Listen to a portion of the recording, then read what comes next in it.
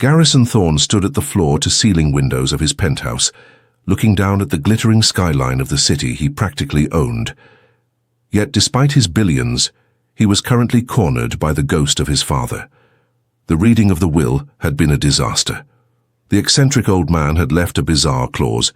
Garrison had exactly 30 days to marry, or the controlling shares of Thorne Global would default to his resentful younger brother Desmond. Garrison scoffed at the idea of love, viewing marriage as nothing more than a high-stakes merger. He needed a proxy, a woman who would sign an ironclad non-disclosure agreement, take a massive payout, and never demand a shred of his actual heart. The door to his office clicked open, interrupting his dark thoughts. Evelyn Vance stepped in carrying a stack of files and his black coffee.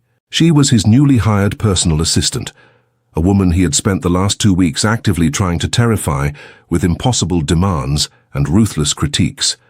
But Evelyn never flinched. She set the coffee down with a sharp click.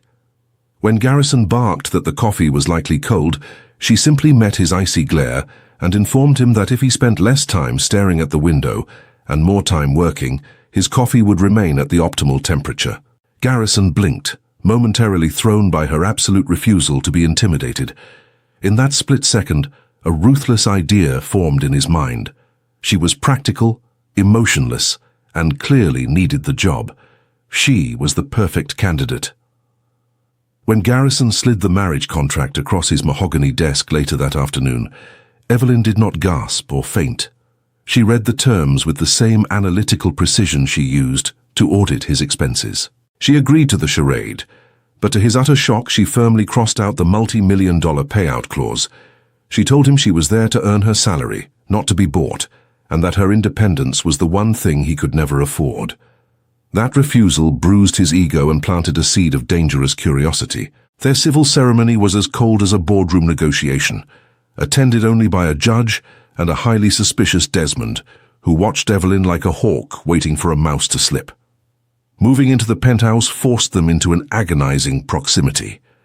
Garrison tried to control every aspect of her public appearance, ordering designers to fill her closet. Evelyn locked the closet doors and wore her own simple, elegant vintage suits.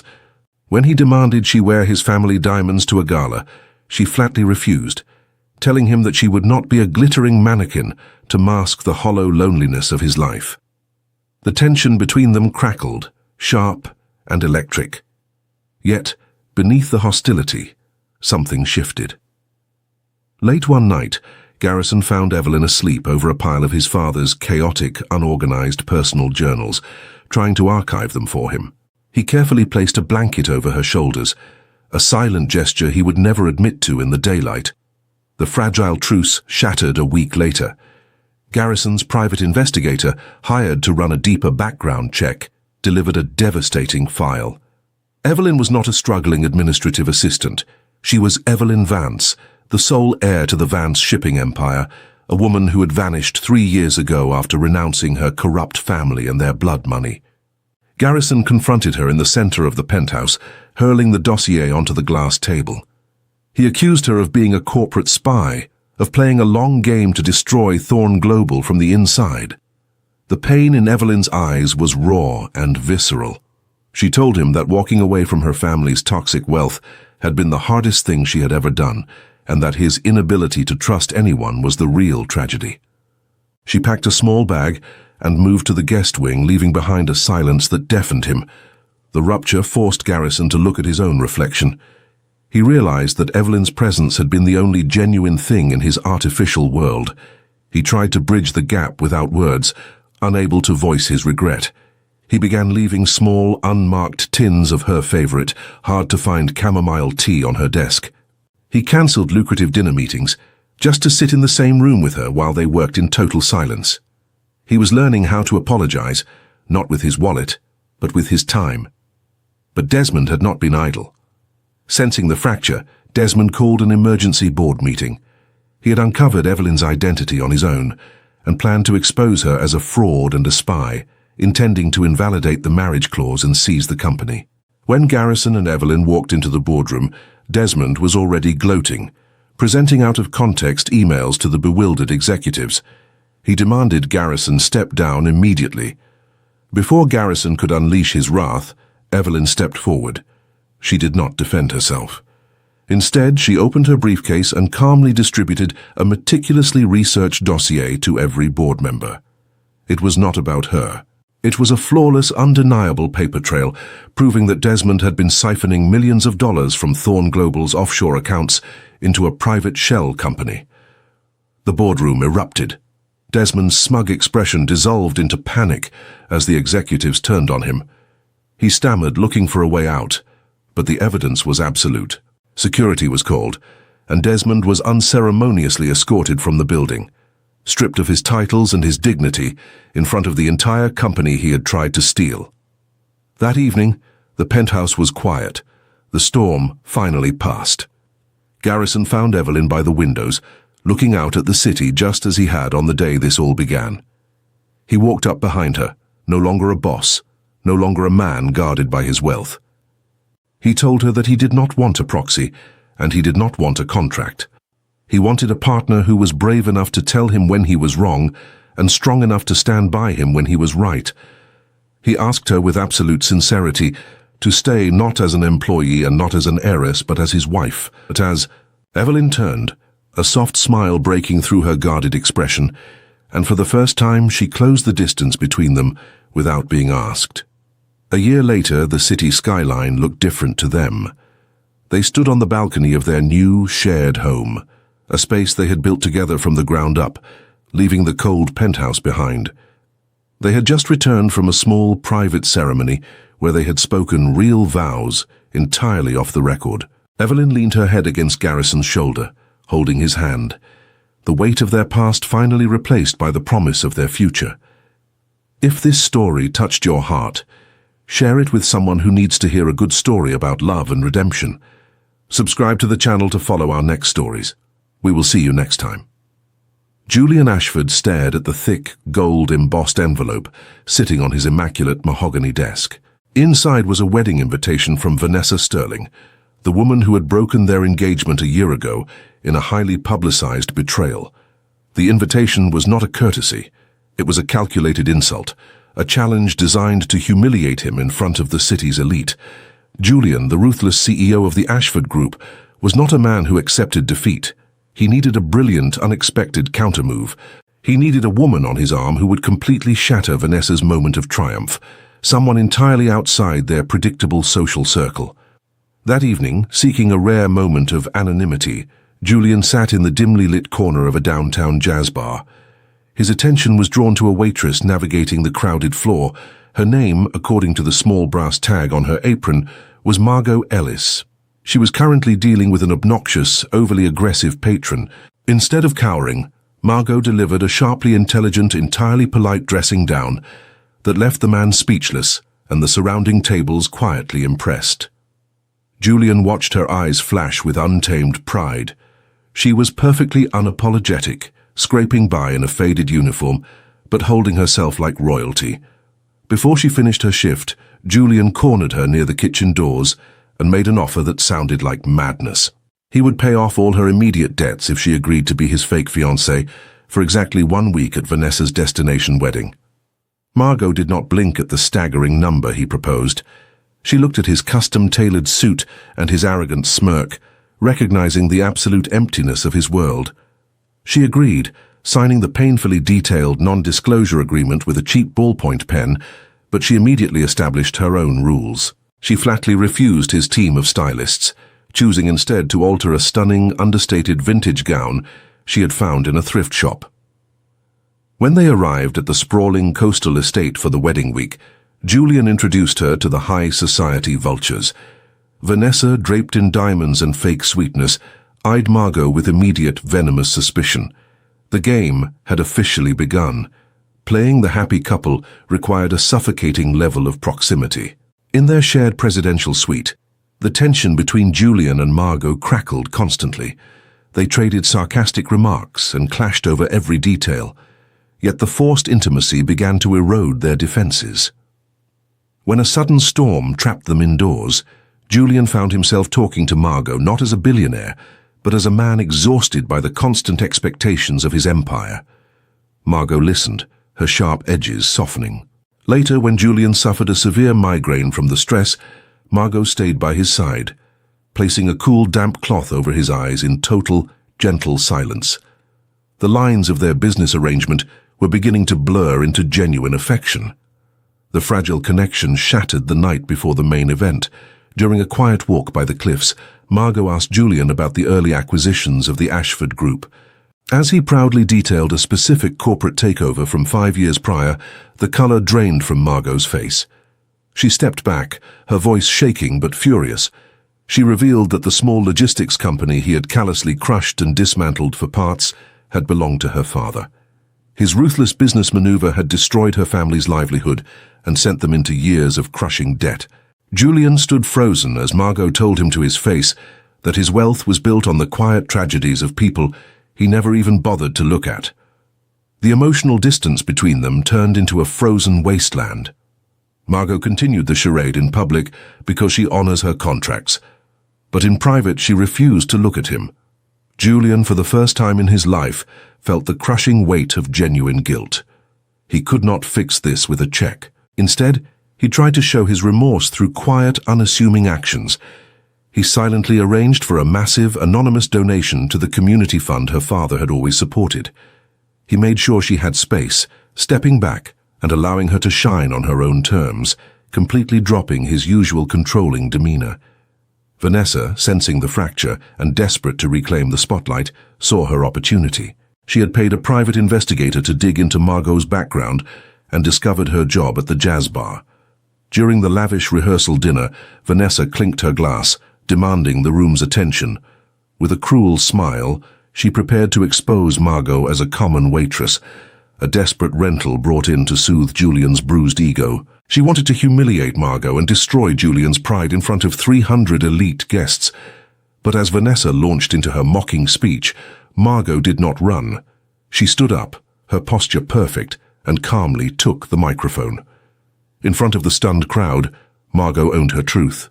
She spoke proudly of her hard work, her father's resilience, and the dignity of honest labor. Then, with devastating grace, she casually mentioned the well-known but unspoken truth about Vanessa's own financial ruin and the desperate, calculated nature of her current marriage. The room fell entirely silent. Vanessa's new groom looked horrified. Vanessa stood trembling, completely humiliated at her own event, abandoned by the very crowd she had tried to manipulate. Later that night, away from the chaos, Julian found Margot packing her small bag.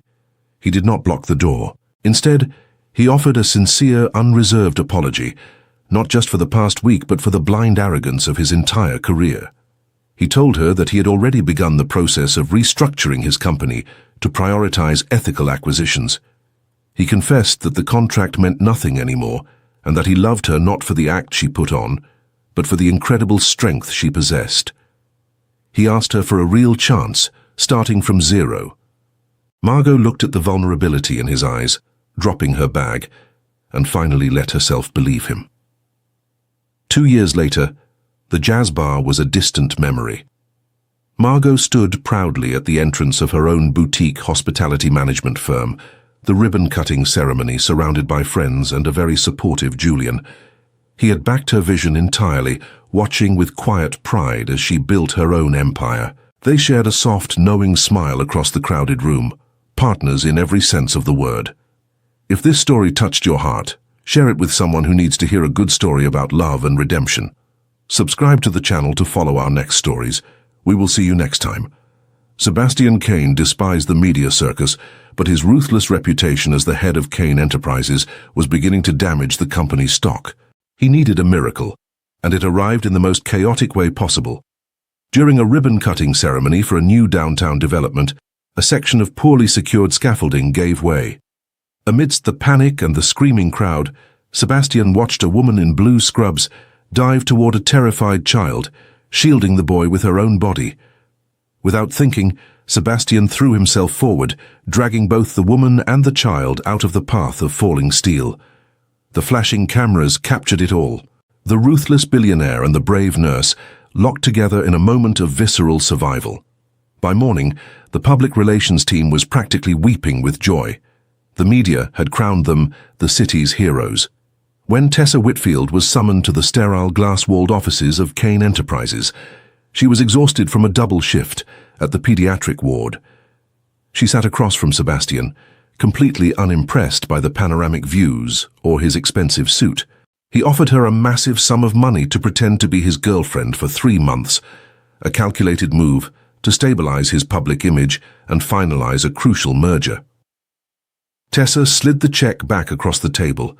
She told him his money meant nothing to her, but she would agree to the ridiculous charade on one condition. He had to fully fund the failing pediatric wing of her hospital with no strings attached. Sebastian was taken aback.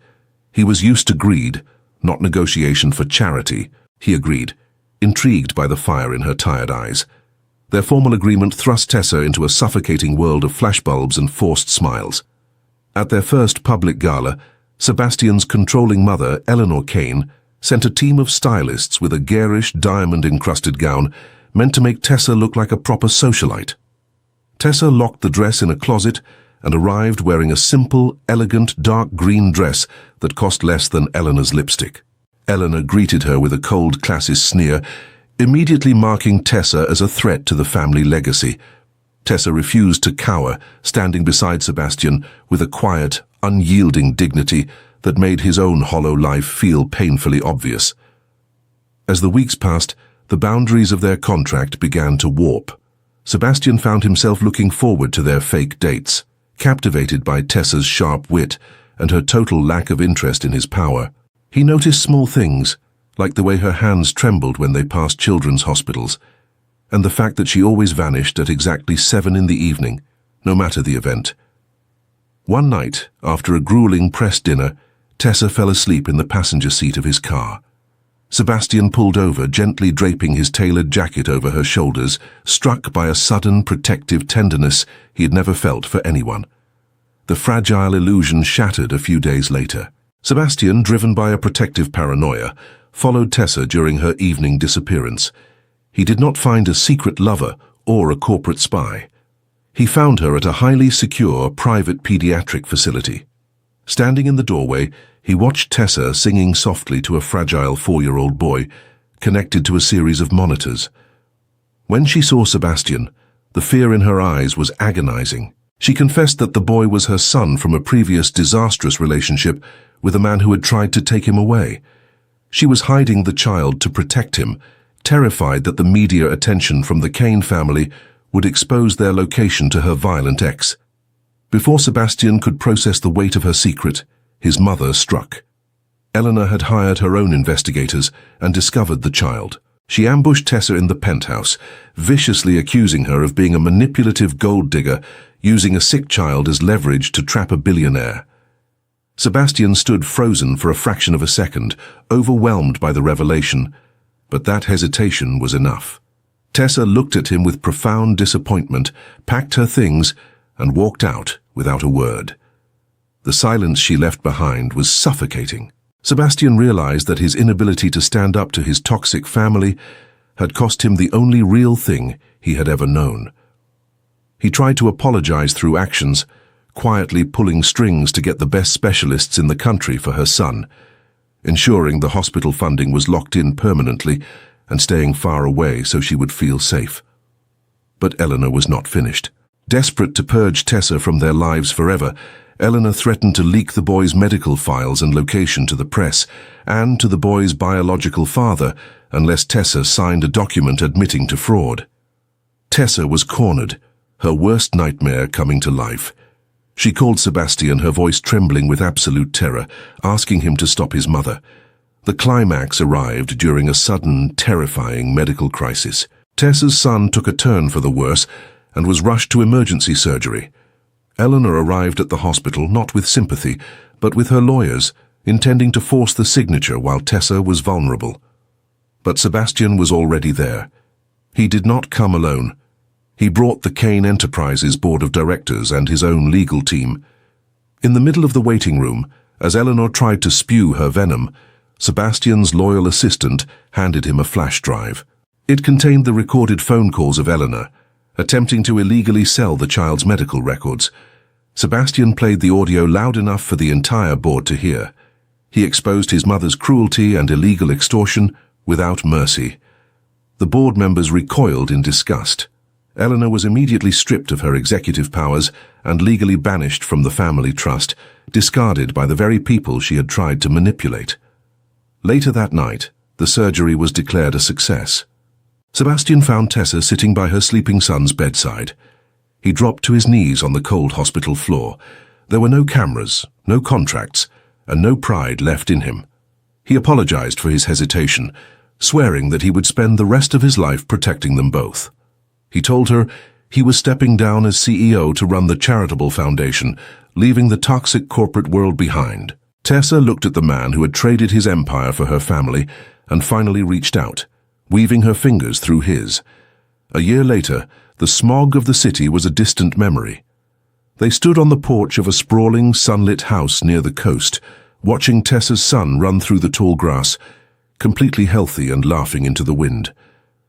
Sebastian wrapped his arms around Tessa from behind, resting his chin on her shoulder, breathing in the scent of sea salt and peace. They had built a new life, far from the shadows of wealth, anchored only by truth. If this story touched your heart, share it with someone who needs to hear a good story about love and redemption. Subscribe to the channel to follow our next stories. We will see you next time. Segue o texto narrativo em inglês US basado no roteiro enviado. Texto colado. Editar. The infographic explains how the three stories use romance not only as entertainment, but as a way to reveal deeper emotional wounds, social inequalities, and moral transformations. At first, each male character appears powerful, wealthy, and untouchable. Garrison, Julian, and Sebastian all live in worlds shaped by control, reputation, money, and emotional distance. They believe they can manage people the same way they manage companies, contracts, scandals, and family pressure. Their wealth gives them influence, but it also traps them inside loneliness, suspicion, and pride. The women who enter their lives challenge that illusion. Evelyn, Margot, and Tessa are not impressed by status, luxury, or intimidation. They represent dignity, intelligence, and emotional truth, forcing the men to confront the emptiness behind their public image. The first major lesson shown in the infographic is the conflict between control and vulnerability. Each relationship begins as a strategy.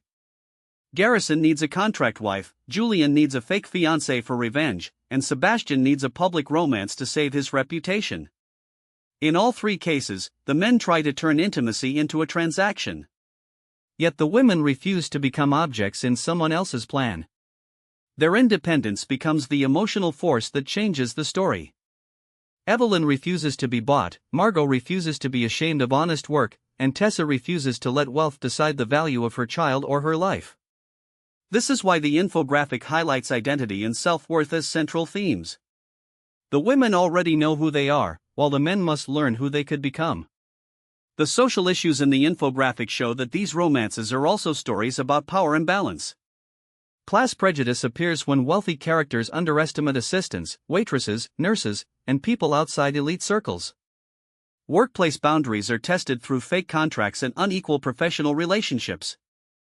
Family toxicity becomes a source of pressure, manipulation, and cruelty, especially when relatives use inheritance, reputation, or legal threats to control others. Public image is another major theme. The billionaires are admired by society, but privately they are emotionally damaged and morally incomplete. The women, who seem less powerful on the surface, often carry the strongest moral clarity. The transformation timeline explains the emotional structure behind the stories. In the beginning, pride and control dominate. Then conflict exposes hidden wounds, past betrayals, family corruption, and moral failure. Revelation becomes the turning point, because truth forces every character to choose between ego and responsibility. The men cannot redeem themselves with money alone. They must change through action. Garrison learns to trust and defend Evelyn. Julian recognizes the harm caused by his ruthless business choices and begins to rebuild with ethics. Sebastian finally stands against his toxic mother and protects Tessa and her son without hesitation. Their redemption becomes believable because it costs them comfort, pride, and control. The infographic also shows that love in these stories is not passive. It is built through courage, accountability, and mutual respect. Real partnership begins only when the men stop trying to possess, manage, or rescue the women and start seeing them as equals. The women do not exist to soften powerful men. They expose what those men have avoided, demand honesty, and prove that emotional strength often comes from those society overlooks. By the end, love becomes a form of healing because it is connected to truth. The final message is that genuine connection can transform pride, reveal injustice, and open a future where power is no longer measured by money, but by responsibility, humility, and the ability to love without control.